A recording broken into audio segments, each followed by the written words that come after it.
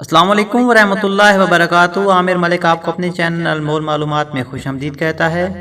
آج ہم جس ٹاپک پر بات کریں گے وہ یہ ہے کہ ایک بادشاہ کی شہزادی سے جو بھی لڑکا شادی کرتا وہ مر جاتا۔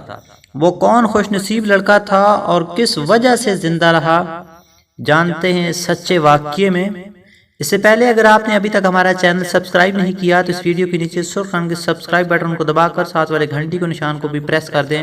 ہم اس چینل پر انمول اسلامک معلومات اور ویڈیو اپلوڈ کرتے رہتے ہیں تاکہ آپ کو بر وقت نوٹیفیکیشن ملتا رہے۔ تو چلتے ہیں آج کے ٹاپک کی طرف۔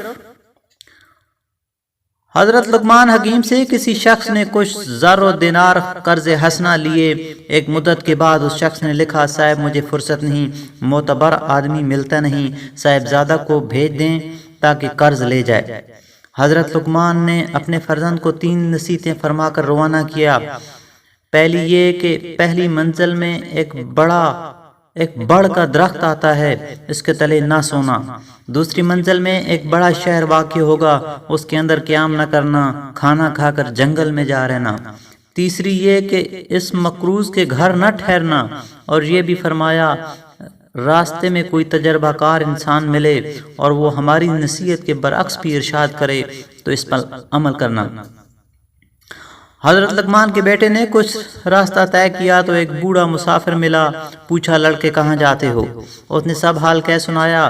بڑے میاں بولے، مجھ کو بھی اسی شہر پہنچنا ہے۔ اچھا ہوا میرا تیرا ساتھ ہو گیا۔ جب پہلی منزل میں وارد ہوئے تو بڑے میاں نے کہا، اس درخت کے نیچے رہیں گے تاکہ شبنم سے بچیں۔ لڑکا بولا، صاحب مجھے والد نے منع کیا ہے۔ تو بزرگوار نے کہا، بلا کچھ اور بھی کہا ہے؟ تو لڑکے نے بولا کہ یہ بھی فرمایا ہے کہ اگر کوئی اس راہ کا واقف ملے تو اس کی بات مان لینا۔ بوڑھے نے کہا، میں اس راہ سے خوب واقف و آگاہ ہوں، لہذا ہمارا کہنا مانو۔ غرض دونوں نے درخت کے نیچے بستر کسے اور لیٹ گئے۔ آدھی رات گئے، ایک سانپ درخت سے اترا جسے بڑے میاں نے مار ڈالا اور اسے ٹانک دیا۔ صبح ہوئی تو لڑکے کے دل میں خیال آیا کہ والد ماجد نے تو خواہ مخواہ منع فرمایا، یہ درخت تو بڑے آرام کا مقام ہے۔ پھر روشن ضمیر اس بزرگ نے معلوم کیا کہ لڑکا باپ سے بدظن نہ ہو جائے، اس لیے اس رات کا ماجرا کہہ سنایا اور ڈھال کے نیچے سے نکال کر سانپ دکھایا۔ اس لڑکے کی تسلی ہو گئی۔ بڑے میاں نے کہا، سانپ کا سر کاٹ کر اپنے پاس رکھو۔ اس لڑکے نے فوراً حکم کی تعمیل کی اور چل نکلے۔ دوسرے دن ایک شہر پہنچے۔ بڑے میاں نے کہا، اسی شہر میں رات کو رہیں گے۔ لڑکے نے کہا، بہت اچھا، میں تو آپ کے حکم کی تعمیل کروں گا۔ دونوں ایک مسافر خانے میں جا ٹھہرے۔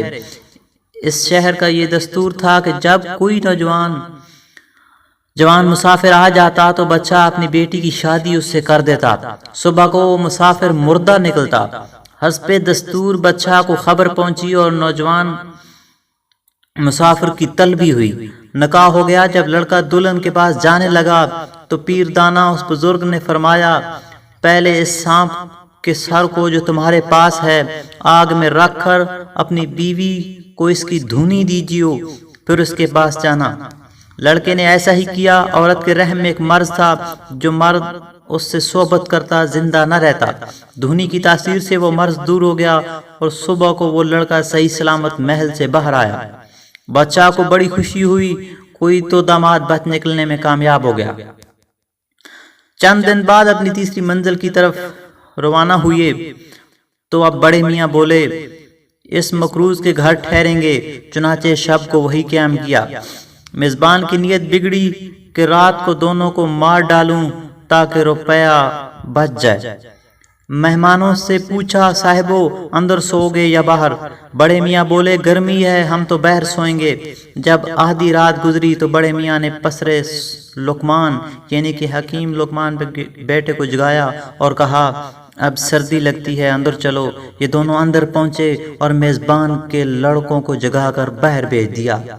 جب تیسرا پہر رات کا ہوا تو مالک مکان آیا اور صحن میں باہر سونے والوں کو قتل کر دیا۔ صبح کو دیکھا تو اپنے لڑکوں کو مردہ پایا۔ نہایت صدمہ ہوا مگر چپ رہ گیا کہ اپنے کیے کا علاج تھا۔ مجبوراً مہمانوں کو رقم دے کر رخصت کیا۔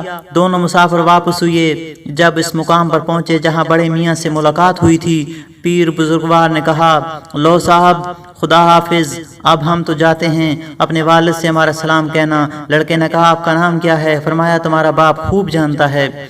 باپ کی خدمت میں لڑکا پہنچا اور سفر کا سارا مواجرہ کہہ سنایا۔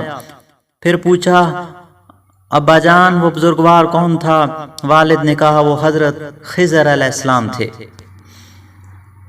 اسی طرح کی معلوماتی ویڈیو آپ کو اگر اچھی لگتی ہیں تو لائک اور کمنٹ کر کے اپنے دوستوں کے ساتھ شیئر ضرور کریں۔ السلام علیکم ورحمۃ اللہ وبرکاتہ۔